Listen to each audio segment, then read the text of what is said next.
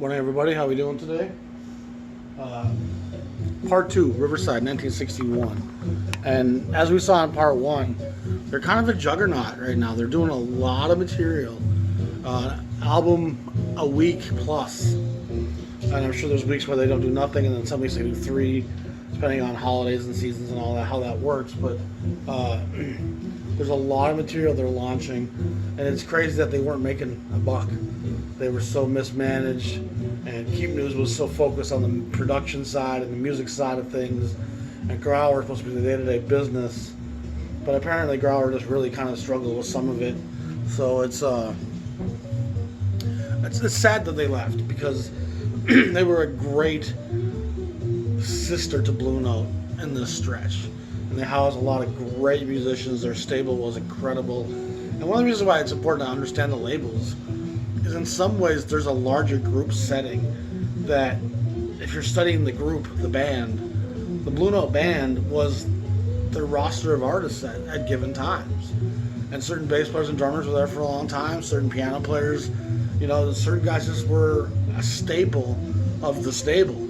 And it means that they're kind of all showing up on each other's records, making it one loose conglomeration. And a lot of labels have kind of stuff that's kind of outside of that circle here and there.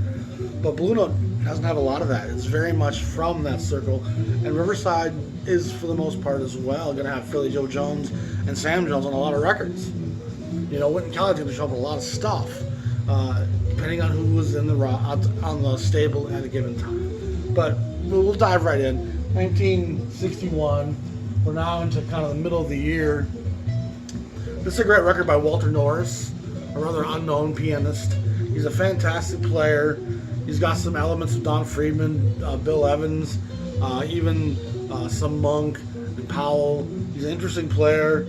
Billy Bean's a great little guitar player in the background, and then Hal Gaylor is on the bass. It's a wonderful little trio session. It's pretty tough to come by. The trio, Walter Norris, number 380, worth looking for. It's a nice light listen. It's not heavy lifting.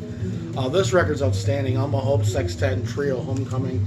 A lot of it's just a trio with Percy Heath and Philly Joe Jones, but then it expands into a sextet for about half the numbers, where they have Blue Mitchell and Frank Foster and Jimmy Heath.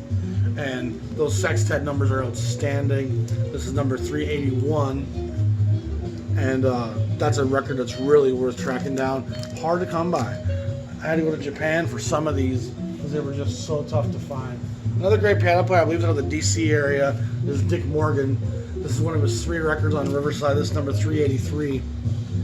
And it's a tough record to find, but it's not that expensive when you do. With Joe Benjamin and Ben Riley, recorded in May of '61. Probably came out in September or so. One of my favorite records is the Blue Note Canon, and one of my favorite Riverside covers is number 384, Don Friedman, A Day in the City, 6 jazz variations on a theme, and it's just outstanding stuff. Don Friedman is a poor man's Bill Evans, only from the cost of his record standpoint. In no way is he a diminished player. He's a very complex. They were friends. They kind of inspired and drove each other, from what some of my readings have told me. Riverside really has some interesting players. And listen to that, the spacing, the kind of elegant chamber nature of it. He's just what a great album cover too. The East Highway, the Brooklyn Bridge, East River, East Side Highway. It's classic Lower Manhattan in the early 60s. It's the center of every universe, culturally, politically, economically, socially. New York is such a gravitas, and it really centers so much of not just American history, but world history the last couple hundred years. In a lot of ways, New York, in spite of the capital being in DC, is still the engine that's driving a lot of politics and economics.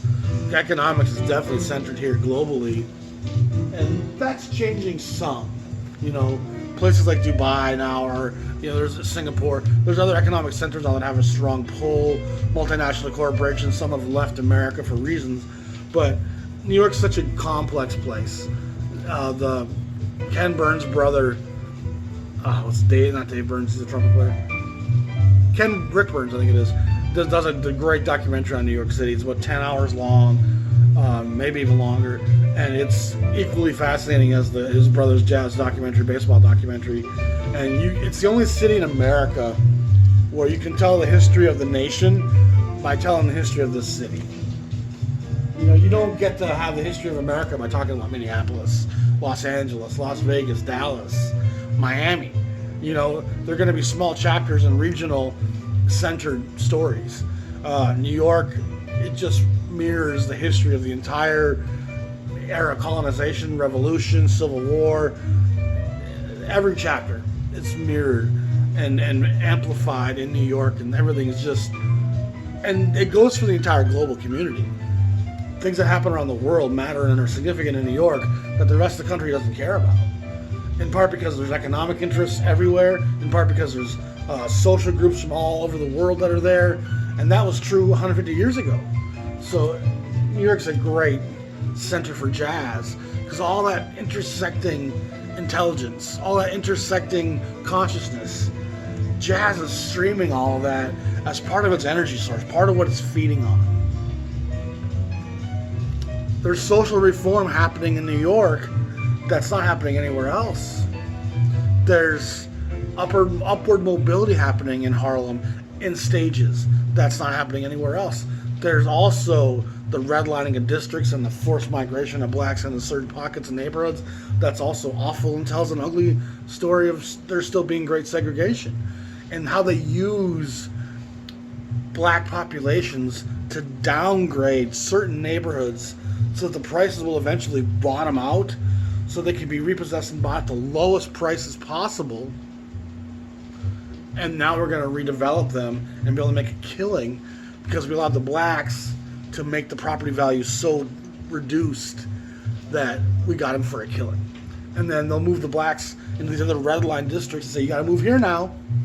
And eventually enough blacks will move in, and there'll be no policing, and the crime and poverty will start to escalate because of the no policing and the poverty, and eventually the neighborhood becomes blighted, and there's still no policing, and streetlights stop working, and windows start getting broken, heat stops getting turned on, buildings start being condemned, fires go without being put out. Slowly this neighborhood degenerates further and further to the point where they can come in and condemn the entire thing, seize it, and then the banks can redevelop it with their real estate partners. It's a really corrupt, evil cycle that's played out around America. Black ghettos are designed and developed and pushed around in order to manipulate economics. In so many ways, slavery and segregation never ended. It never ended. Two more of the throwback series here, 385, 386. Kid Thomas and the New Orleans Living Legends, and then Bourbon Street, the Louis Cottrell Trio. Again, that same kind of theme. I'm not going to dive too much into those. They're very separate from the rest of this. Johnny Griffin's White Gardenias. This was strings and brass. It's a very interesting record. Something Blue Note doesn't delve a lot into is the with string stuff. And there's always kind of a drive on most labels' parts to make accessible music that white America will be interested in buying. Because for the most part, if you're not selling to whites, you're not going to have a long shelf life. You're not going to be able to sustain your business model.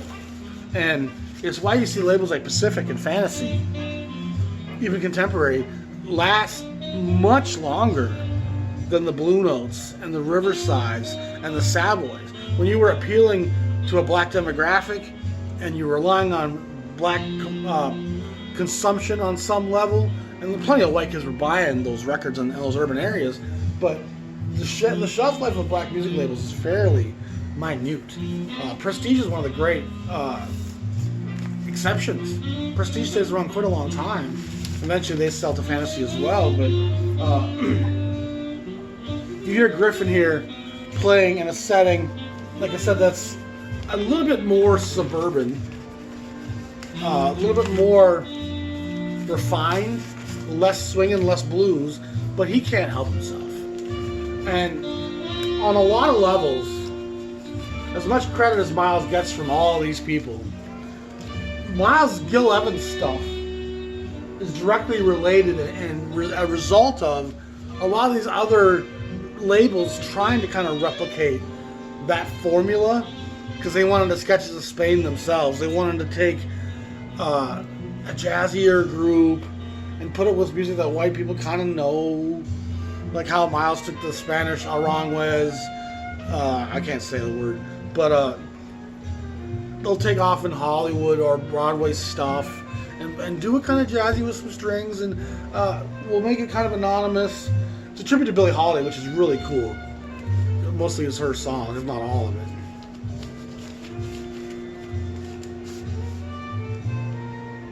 Yeah, she did all those tracks. But it's a great record. Again, Johnny Griffin, I don't think you can go wrong with Johnny Griffin. He's just that fantastic. Next on the list here is the Great Cannonball Adderley.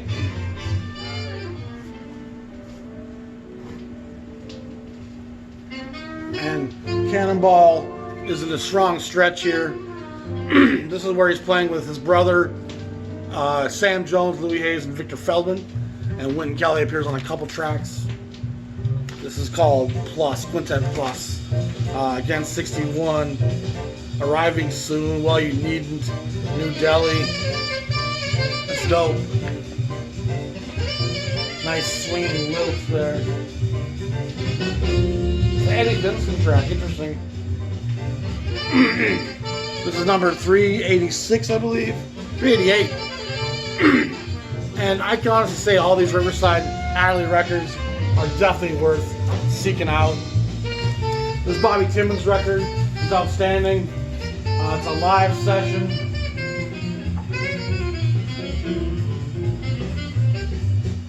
It's one of the records I actually listened to in preparing for this episode, and I just really enjoyed it. You know, Timmons is fantastic on this. A young Ron Carter is playing the bass. It's a very early Ron Carter sighting, 61.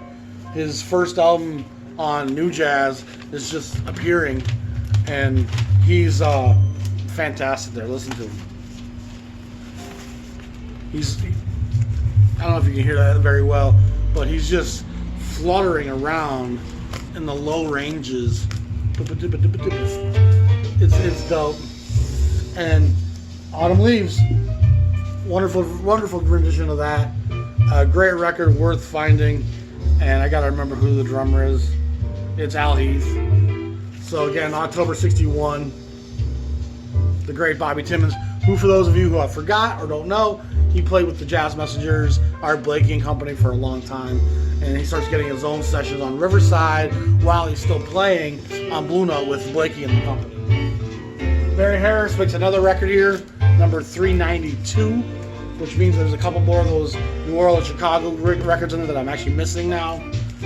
I'm not missing a lot of them, but I am missing some here in this stretch. And one thing that's tough about them is that you see them in a store, and unless I got my books with me where I have stuff highlighted so I know what I got, they all look so similar. And a lot of them even feature the same artist. I'm like, is this the Kid Cottrell one I got? Do I have this? I don't know. And so you end up just putting it back. Usually you find a bunch of other things you wanted more anyway. And so I've put some of those aside over the years and got home and like, I didn't have that one, but they're not high on my want list, to be honest. A great Barry Harris record. It's just solo piano. I think he's a very complex guy. He sounds like a thinking man's piano player. There's some complexity to his approach and a cerebral take on what he's saying and doing. It seems very much like Piano in the First Degree.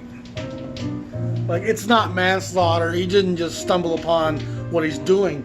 There's a lot of thought that's going into what he's saying and expressing, and I would guess a guy like Barry Harris is going to play some of his stuff quite similarly night after night, because there's a conscious shaping of what he did. And I could be wrong, but some players you get the feeling you don't know what you're going to get from one night to the next.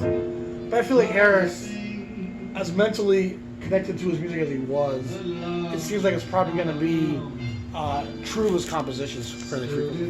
This is Mark Murphy, a great singer, again in the blues tradition. He's a white guy, which is interesting. It's a fun record. There's Clark Terry, Blue Mitchell, Joe Wilder, Ernie Royal, Jimmy Cleveland, Herbie Green, Melba Liston, Wynton Kelly, Bill Evans, Barry Galbraith, Art Davis, Jimmy Cobb, George Duvivier. It's a pretty incredible lineup of guys and gals. He's got a great degree of blues in his voice. Ernie Wilkins is arranging this, who was the great Savoy player who got into arranging heavily in the 60s and went away from being a player. He's got 2 records on Riverside, Mark Murphy, and he was alive for a long time, recording the blues and singing and performing. And these are one of his early Riversides. It's a worthwhile record. You see it pretty frequently, $3.95. I would recommend you grab it if you see it. It's worthwhile to have. One of the Cannonball Adderley Presents records here is this great JFK Quintet, one of their 2 records. Cannonball Adderley was given so much respect by Orrin Keepnews that he essentially became a talent scout for the label, an A&R guy. And he presents a lot of great records to Riverside here in the 300s, into the 400s probably, maybe even a couple in the late 200s. There's probably 12 of them Cannonball Adderley presents. And he's always looking for young talent, young kids with a message and a voice that he thinks is worthy of giving a speaker to. This is the JFK Quintet. I believe they're from DC. Yep. Andy White, Harry Kilgo, Ray Codrington, Walter Booker Jr., and Carl Newman. And they're a fiery quintet. You know, they play a very modern, complex, hints and edges of some of the avant-garde. It's a pretty hard swinging group. Not records you see a lot. This one and the other one are both pretty rare, pretty tough to come by. I like how at some point it ended up in a bin where it was 3 for $1. It's crazy how there was a point where jazz records were really falling out of favor and no one cared about, especially the more obscure stuff like this. Another one in the New Orleans, $3.98. This one's Earl Fall of Hines, the legendary New Orleans piano player who played with Armstrong and one of the great talents in jazz history for sure. And then the last one we're going to cover here in Riverside is $3.99, Waltz for Debby, Bill Evans. Again, a record I probably don't need to put on. It should be fairly ubiquitous for most people. That gives Evans 3 records here in '61. And they're 3 of his finest records. And LaFaro's still with the group here. Is from the Village Vanguard in '61. And I believe it's that recording of the Village Vanguard where they were leaving one night and Scott LaFaro got killed in a car accident. I believe it's right around that time. And Evans is very shook by it. It takes him a good year and a half to kind of get back on the horse, as it were. And you can't fault the guy. He loved Scott. They had a simpatico. They had a communication. And there's a communion you can tell between those two when they're playing together.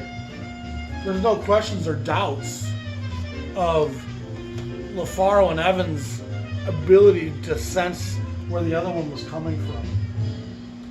And so for those of you who recall, Riverside launched the JAZZLAND label in '60. And initially they're kind of reissuing earlier Riverside titles with a different cover and at a $1 reduced price, if I recall. And oftentimes these are artists that had already left the label and we're having some success elsewhere. So let's reissue that Clark Terry, let's reissue that Donald Byrd, let's reissue stuff that we've put out before that didn't sell very well, but these artists have a name now.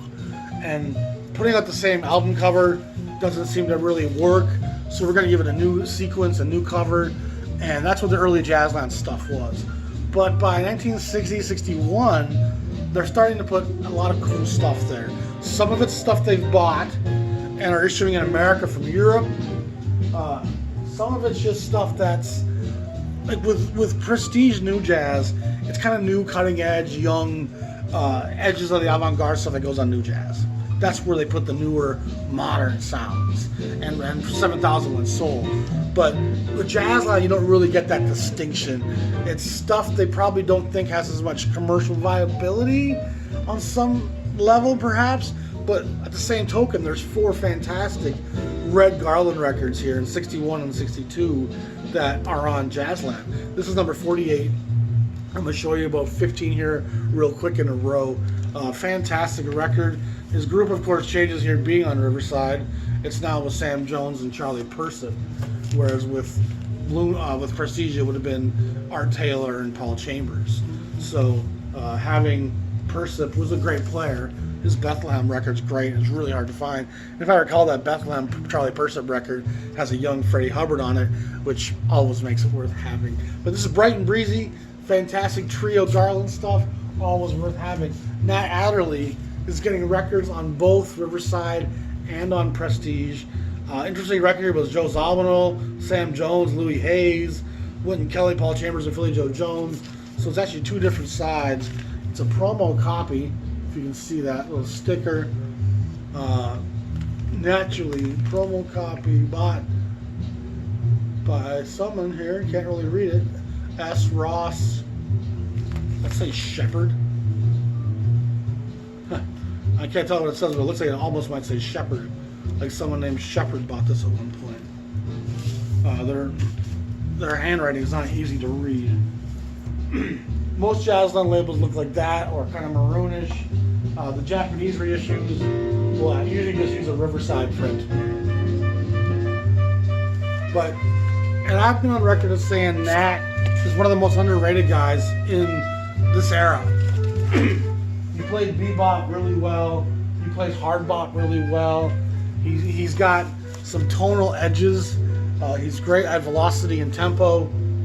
He's kind of a moody guy. It feels like kind of has some agitation. This is number 46 from actually retracted 59, 58 probably, with Monk and Coltrane, some live stuff. It's got a fairly big reputation. One of the bigger Jazzland titles. So it's not from 61, but it comes out in 61. And again, possibly because it was a bit of an older session, they put it on the Jazzland. And I think they eventually put it on Riverside as well after Grauer passes. The late 400 stuff has a real mishmash of product just being kind of added. Interesting record here is by Don Sleet, an interesting trumpet player. Plays with Jimmy Heath, Wynton Kelly, Jimmy Cobb, and Ron Carter. That's a great lineup.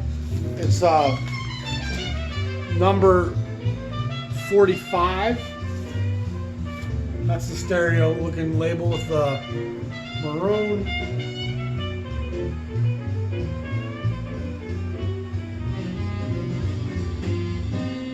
We don't hear a lot of from Don Sleet in the jazz canon. This is probably his only album as a leader on any of the major jazz labels. I'm sure he got some stuff on smaller labels, and I'm not sure what he does once the 70s, late 60s comes around. But he's an interesting player. He's got some of Miles' tonality, some of that sludgy sound of Miles at tempo. I would think this was Miles, honestly, if I was listening to this on the radio. I'd be like, oh, this is, what Miles is this? Heath, Kelly, Carter, and Cobb is a great backing group. It's very nice. It's a pretty tough record to come by, to be honest. And for those who are interested, the number 45 on this, it's actually 945 because they added 9 if it's a stereo copy, which this one is. So the JAZZLAND series just starts at 1, works its way up to 99 and ceases. And if it's 945, 965, 978, that just indicates a stereo version. Interesting stuff. He definitely seems to have some of Miles' cadence, Miles' presentation, Miles' tone. And honestly, Miles isn't the most impressioned trumpet player. You'd think with his reputation today that everybody would be trying to play like Miles, but you don't often read the back of a liner note and hear people saying, this guy was trying to play like Miles Davis. People are trying to play like Armstrong, like Eldridge, like Dizzy, like Hubbard, like Clifford. There's so many influences on the trumpet that guys wanted to shape and play like. You know, Hot Lips Page, guys wanted to play like Sweets Edison. There wasn't a lot of cats saying, oh, I want to play like Miles. And somehow, again, today, we all think that he was this revered king of the land at the time, and everybody, Miles was the best paying job in jazz. He's done a great job spreading my jazz to people, but you don't hear a lot of people saying, oh, I want to play like Miles. And that should tell you something. It should tell you something about where he belongs in the kingdom. And he's an important figure, absolutely, but there needs to be some diminishing of the role he plays in the modern day perspective. This is a great little vibraphone player by the name of Johnny Lytle. He shows up here on Riverside. He makes a couple records in the 400 series on Riverside and probably 3 or 4 on JAZZLAND within that 100 records. And he's a virtuoso. Milt Harris, Peppy, Hinens, and Johnny Lytle. And I believe even Lionel Hampton says he's one of the best he's ever heard. And Lionel Hampton thinks he's the best anybody's ever heard. And Hampton was incredible. But Lytle was a very fast, very dexterous, very limber player. Capable of playing some great somber blues. Listen to those colors. The lavenders. The dark, soft greens. The fluffy blues. The smoky oranges. Like, music has colors to it. Some things are bright, some things are dim and diminished and pastel. And Lytle's capable of both. There's some more yellows and oranges than that. A great player. He seems to have an interesting amount of sustain to what he's doing, which is a fairly unique thing in a lot of the live players I'm familiar with. Number 43 is the great Benny Green. And Benny Green is a trombone player that had some success at Prestige. He goes to Blue Note and makes a couple great records there. And he's not really a part of the hard bop movement per se. He's more a guy from the swing soul era. And he plays with a lot of blues and a lot of that type of style.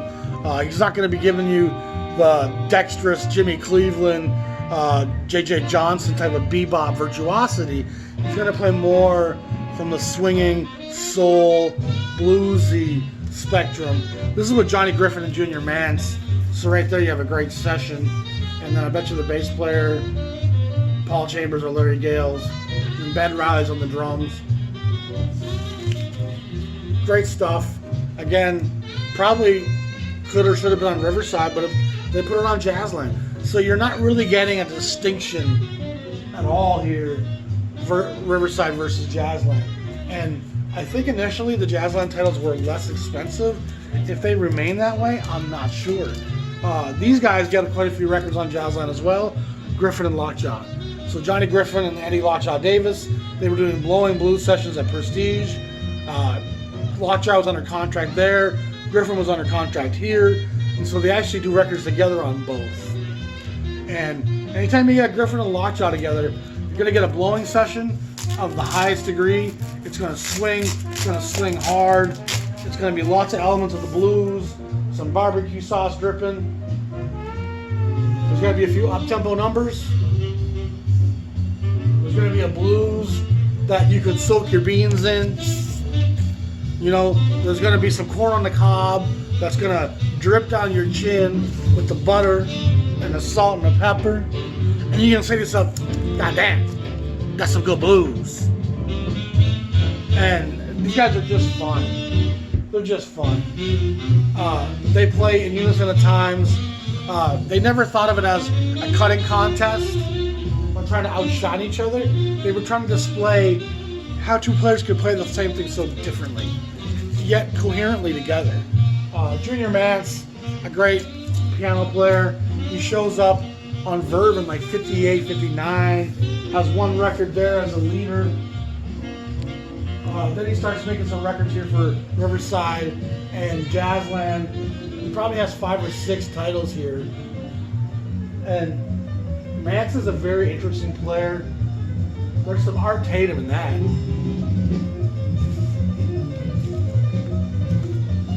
There's some real jiggle in that juggle. You know, there's some dancing to and fro. Some Bud Powell in that as well.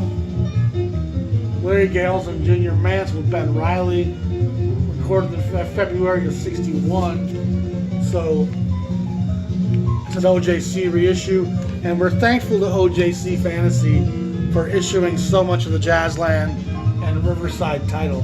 Another interesting thing about Riverside and Jazzland, for that matter, is the titles that were reissued by OJC are the same titles that people are aware of.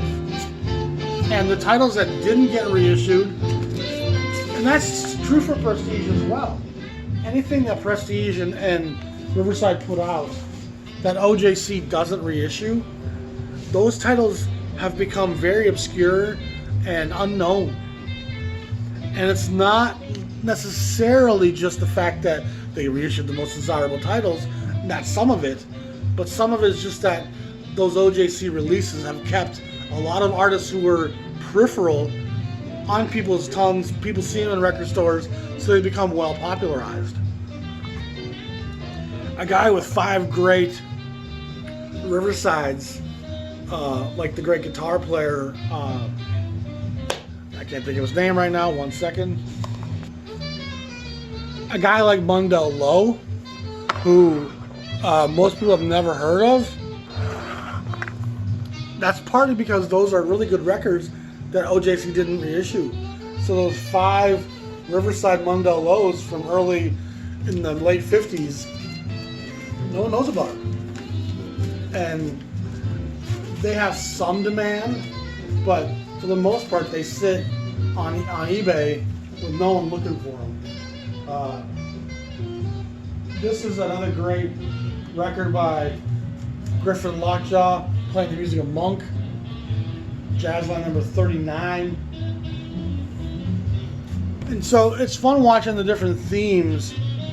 And we didn't really show you this one. This was the story of a story tale Clifford Jordan Sonny read. That was what we were just listening to. So that one was number 40.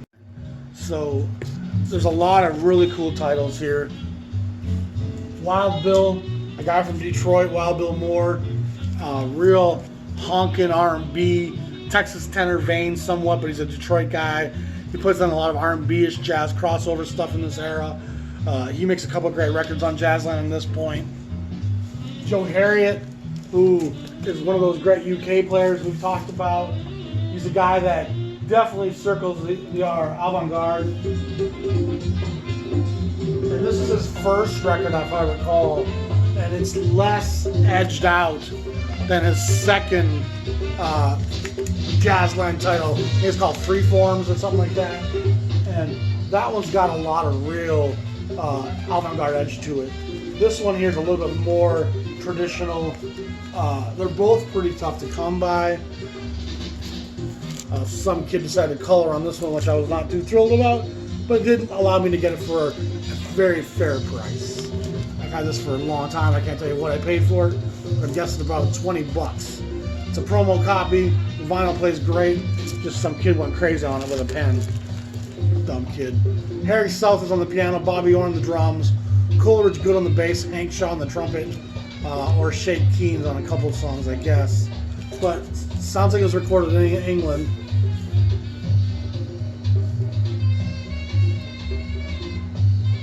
Yeah, recorded in London, England. It's recorded in '59, so again, it's not a '61 recording, but still an important session. I'm actually going backwards here by the looks of it. Paul Gonsalves, 36, the great sax player who played with Ellington throughout the 40s and 50s, famous for the Newport concert where he floored everybody with his diminuendo and crescendo and blues solo.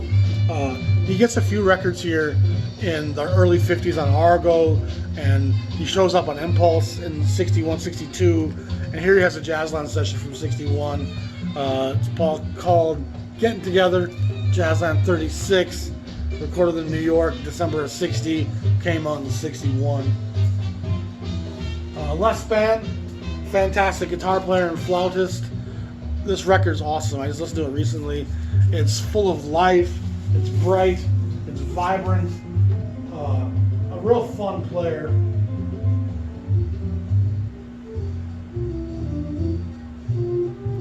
Springy, bouncy.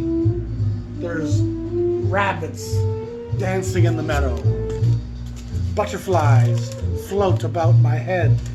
Billions of clouds of cosmic dust. Sorry, that's my Carl Sagan. Anyone remember Carl Sagan? One of the great influences of my life was Carl Sagan.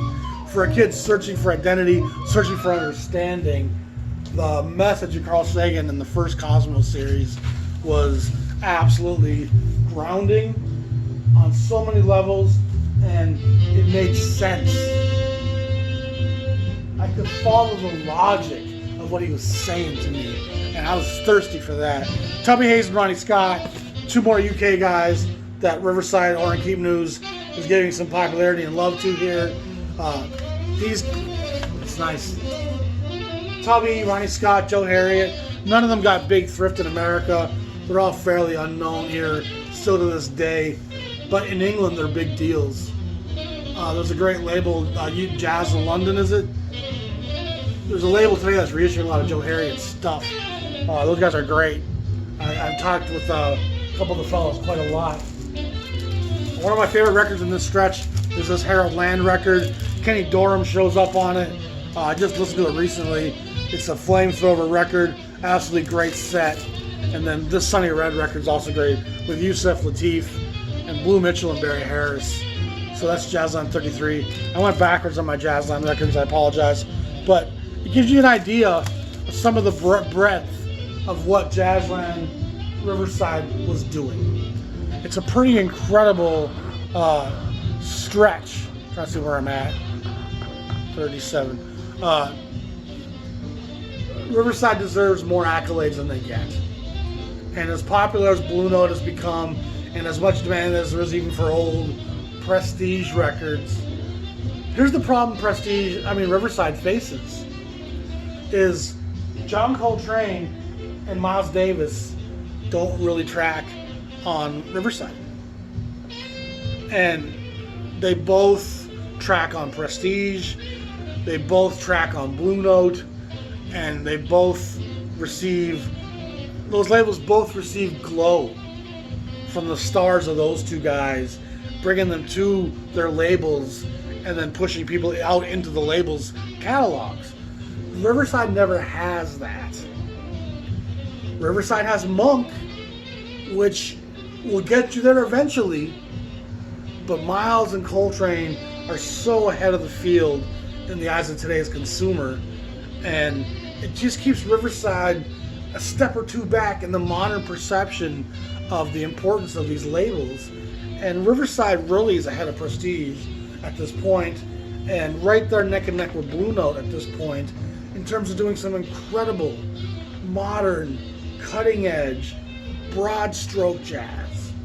And you can come at it from any angle you want, especially at Riverside, and they'll do it. And it always somehow sounds like the Riverside sound.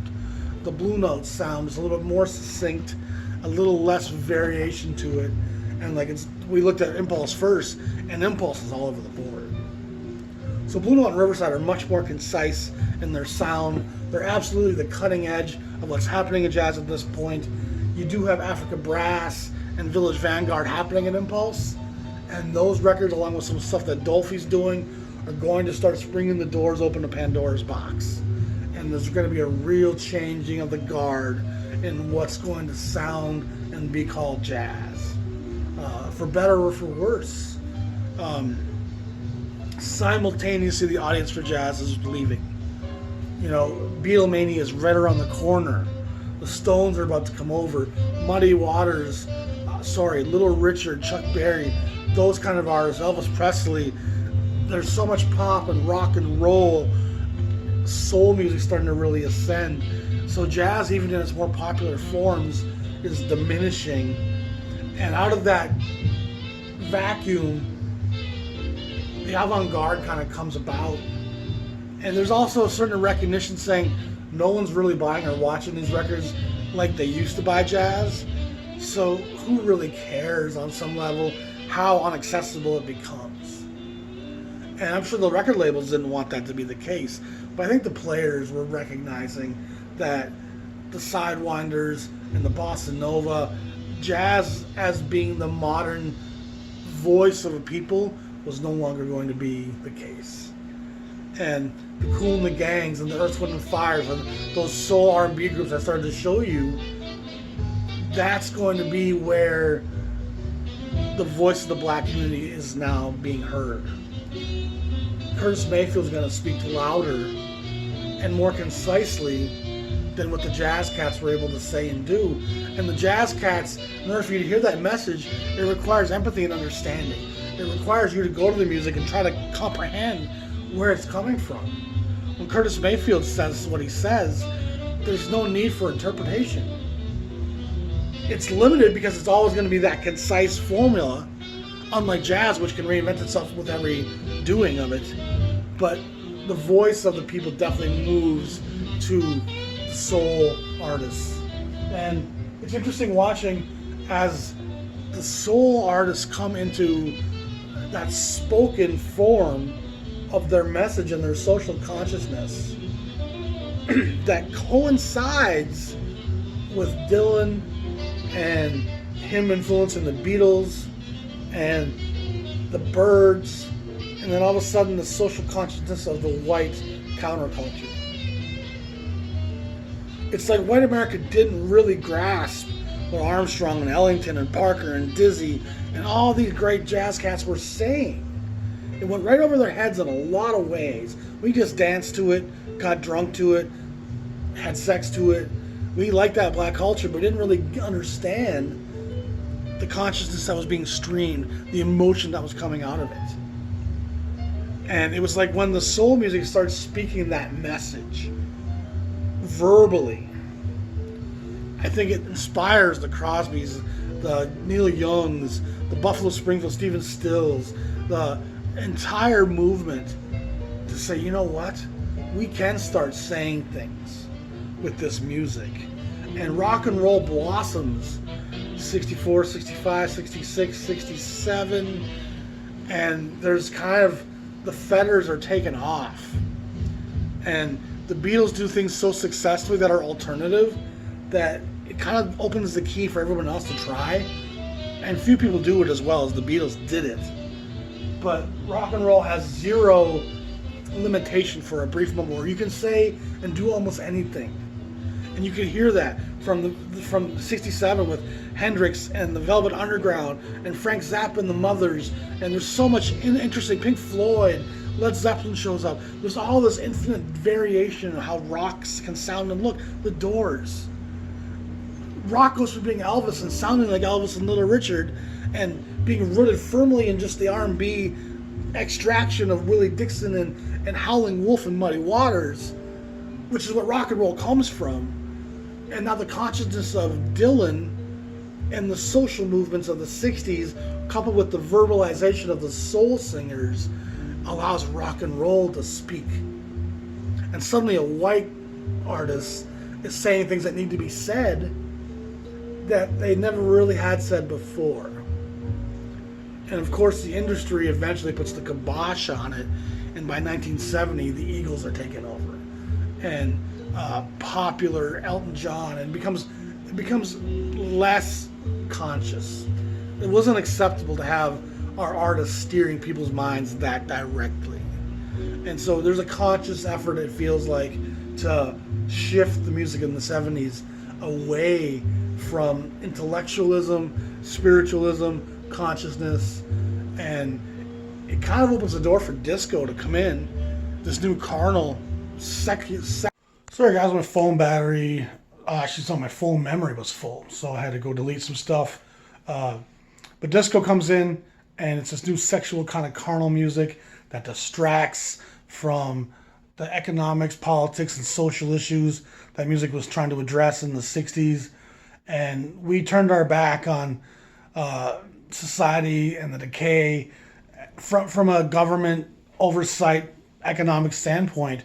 We said cocaine and orgies is better than informed debate and social progress. So let's endorse and support this disco movement. And eventually that became a problem as well, because blacks and whites were mingling, both sexually, socially, and spiritually, and that was unacceptable. And so disco eventually was subverted, and that's just the natural cycle of how things go. This is our upstairs apartment, by the way. This is our bathroom. There's our lovely bathtub. Here's our lovely kitchen, which I spend a lot of time in cooking. It's been quite a year. Bought this house, and we remodeled all this entire floor pretty much. And there's our dining room. That's me and the wife's bedroom in the back. But a stairway with all my maps of the world, because maps tell us who we are and where we are in time. That's what maps are good for. So, and then lastly, of course, this is the office where I do most of my editing at. It's supposed to be my wife's office, but truth be told, I spend a lot more time in here than she does. It's got the dental glass windows above the door and stuff. Makes you think you're a private investigator sometimes. But anyway, Riverside, great stuff. We'll be doing 1961 Prestige soon, but I think we're going to do a Throat Grabbers and a 2x2 first. So we'll talk to you all soon. Peace.